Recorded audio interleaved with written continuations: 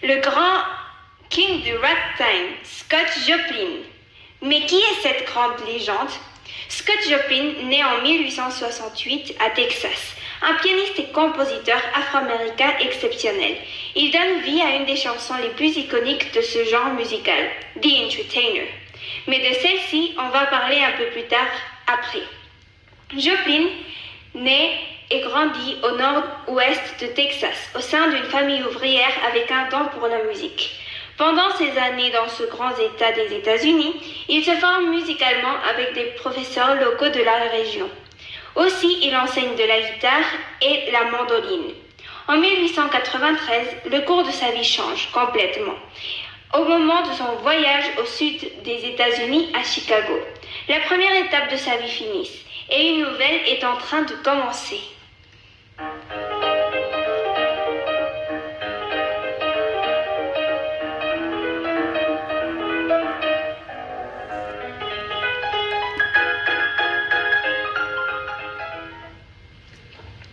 À Chicago, il va à l'exposition mondiale colombine en 1893, où il commence à se populariser.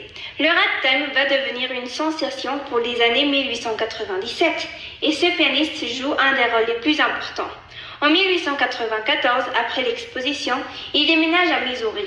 À cette époque de sa vie, il va composer ses œuvres les plus importantes, en soulignant son album The Maple Leaf Rag, publié en 1899. Aussi, il gagne de l'argent en enseignant du piano à des futurs artistes comme Arthur Marshall, Scott Hayden et Brent Campbell. En 1901, 2 ans après son grand succès, il part à Saint-Louis où il continue à faire de la musique. Il compose son premier opéra appelé Guest of Honor, mais celle-ci est confisquée et elle se perd dans le temps. En 1907, il décide d'en s'en aller une autre fois et il arrive à New York pour chercher un producteur pour sa deuxième opéra, Treemonisha, mais elle n'a pas l'accueil nécessaire.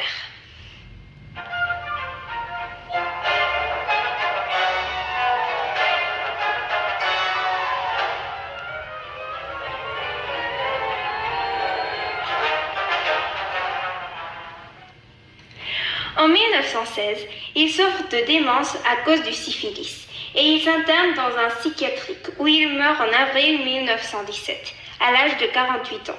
Sa mort est considérée comme la fin du ragtime, pour donner pas à d'autres styles musicaux comme par exemple le jazz.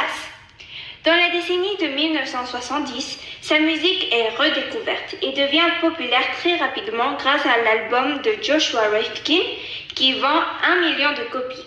Ensuite, le film The Sting, gagnante d'un Oscar en 1973, présente plusieurs compositions de ce merveilleux artiste, essentiellement The Entertainer. En 1972, son rêve de produire une opéra se réalise. Treemonisha est finalement produite.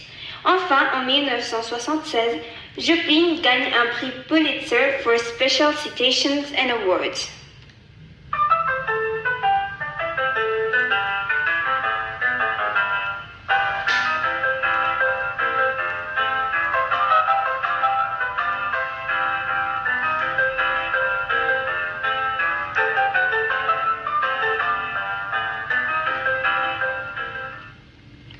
Les caractéristiques musicales du ragtime.